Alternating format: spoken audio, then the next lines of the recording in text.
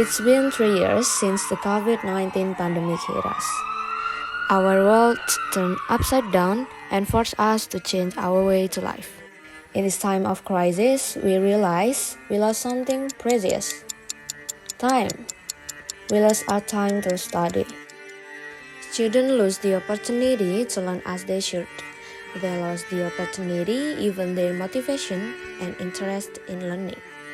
The crisis had an impact on not just academic but also the broader health and well-being of students.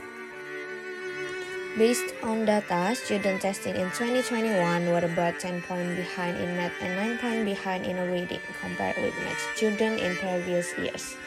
They are at risk of finishing school without skill, behavior, and mindset to succeed in college or a workforce. Talking about the unskilled workforce due to learning loss, the impact of learning loss also has an effect on national economic growth. How come? Okay, the logic is this. The progress of the country's economies cannot be separated from the skills and intelligence of its population. Now, if the population is experiencing learning loss, the period when they experience a decline in ability, so in the end the company will also pay them low. It can be ascertained that the welfare of the people of the country will be experience a decline.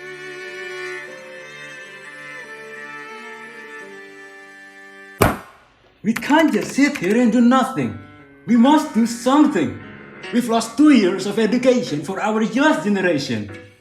It's time for us to overcome it. We've done it.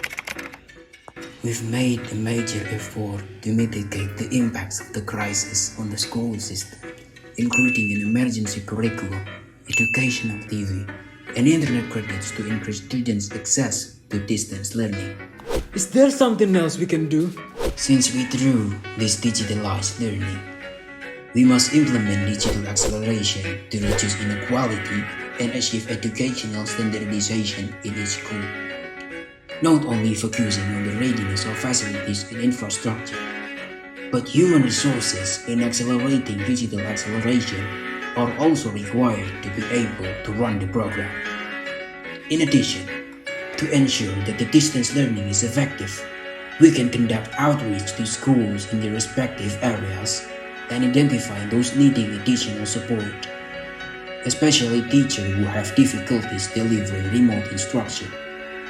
So, we should, in collaboration with society, schools, teachers, and also students, to solve this problem. Yes, we must implement adaptive teaching. Teachers are in best position to determine how they can adapt the content and instructional approach to their students' needs. Then we can engage with families and communities to support students' full recovery and get learning and community well-being back on track. And lastly, we have to adapt.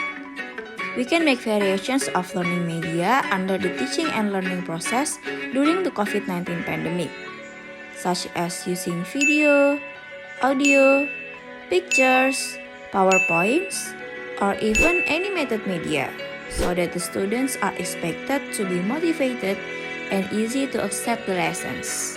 However, all these motivations will still depend on students' own motivation. That's right.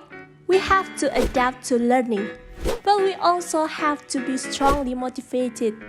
If we want to go back to school, then at this time we have to be patient to study at home, keep our spirits up, so that the change of spreading the coronavirus can be broken and the corona outbreak will soon disappear. There are some tips that we can do to be more productive and motivated in learning. First, we can make a daily study schedule. Remember that we must pay attention to the study duration so as not to cause fatigue. Second, conditioning a safe and comfortable learning place.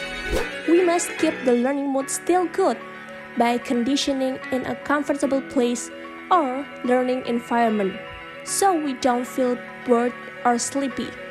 Last but not least, we should adapt well and can adjust the way of learning to the characteristic of learning provided by the teacher or school.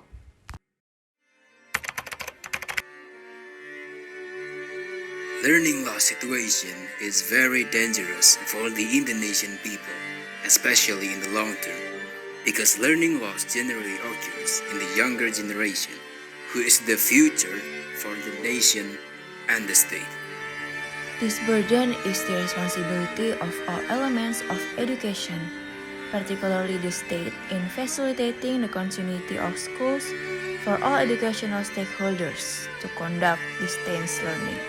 How should Indonesia plan, prepare, and overcome the COVID-19 recovery in order to reduce the losses to the world of education in the future?